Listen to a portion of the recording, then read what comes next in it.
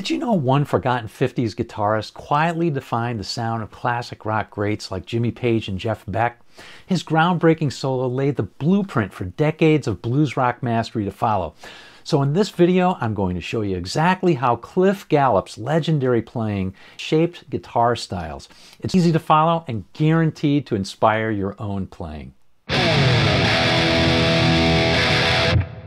I grew up listening to the Beatles, Led Zeppelin, and the like, so players like Clapton, Beck, and of course Page were who I learned from.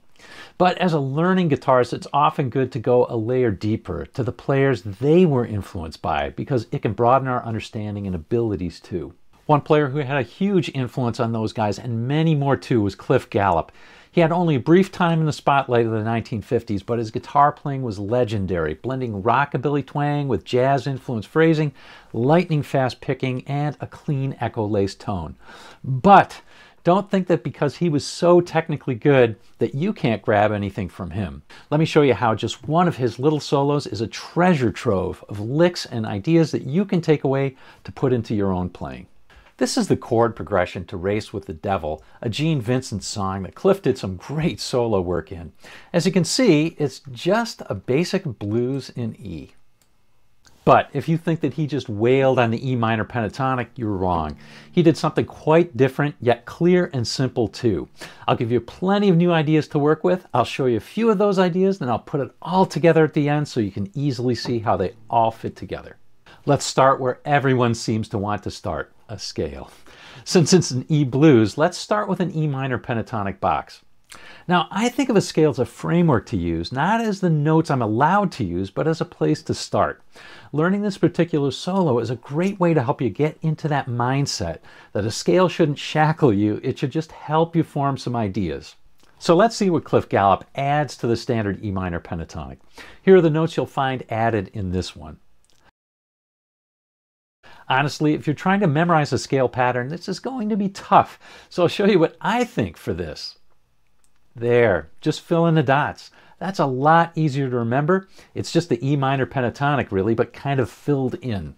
Now, does that mean all those notes are equal? Is that all there is to playing this sort of solo? No, but it should take the mystery and pain out of where the notes are coming from. Okay, let's get to the solo, and from the very first lick, we'll see that Led Zeppelin connection. Let me show you. Here's lick number 1. It's played over an E chord.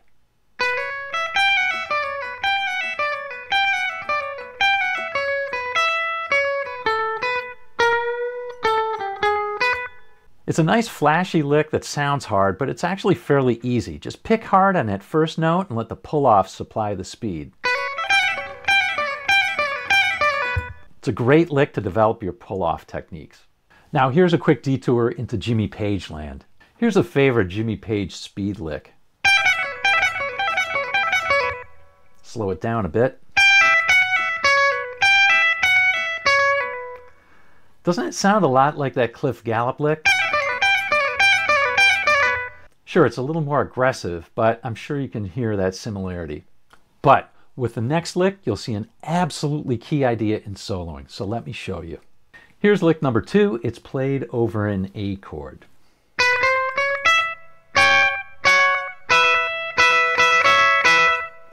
Now, at first blush, it just looks like it's randomly going through that filled-in scale pattern that we had. But it's not. Let's have a look and see what's going on. Can you see the A7 chord embedded into this filled-in scale pattern? I bet you can. Now let's look at the lick again.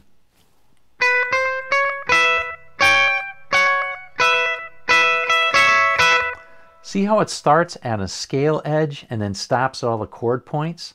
Cliff is outlining chords. Here, an A7 chord.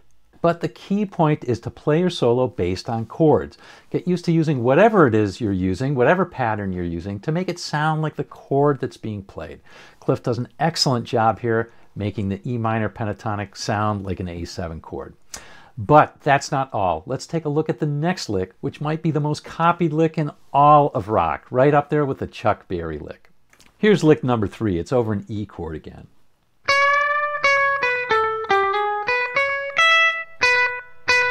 You can see how this outlines an E chord, and it's an example of probably the most common one chord lick there is in jump blues and swing, this lick right here.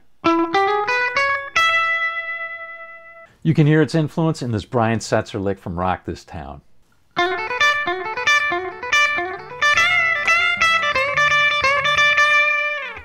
And here again in Lynyrd Skynyrd's I Know a Little.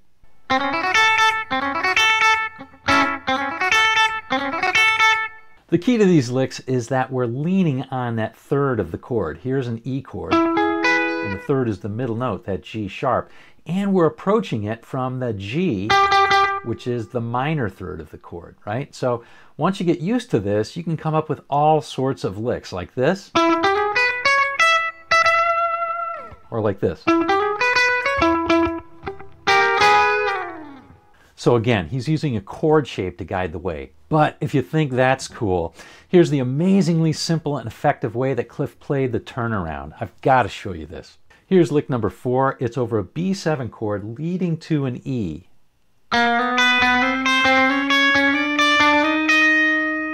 What a super cool lick. It sounds complicated, but it's not at all if we strip it down to its essence. Remember, it's a lick over the B7 chord. And the next chord is E. It's really just this chromatic line. And then the next note is going to be E, right? So it just goes chromatically from B to E. What could be simpler than that? Now, let's just soup it up a tiny bit. Let's add some swing, and let's add an octave on the bottom. Amazingly simple and effective. And that brings us back to a lick over the E chord again, another one that you can grab. Let's have a look. Here's lick number 5 over that final E chord.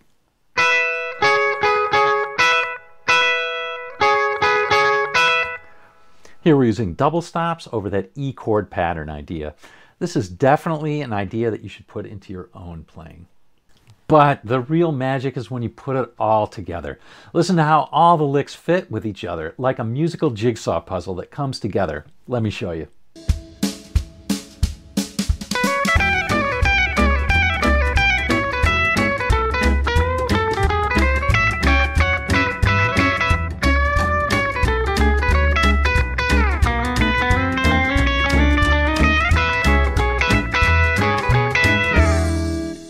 I love that solo. It's a great one to learn whatever style you want to play. But if you like this video, you'll love my latest course, Master the Roots of Rock Guitar in 10 Days Without Complex Theory. It's chock full of licks and techniques from the players who inspired George Harrison, Jimmy Page, Keith Richards, Eric Clapton, and so many others. So if you want to boost your ability and confidence with an in-depth look at the simple frameworks and licks of early rock, click on the link below. We'll see you on down the road.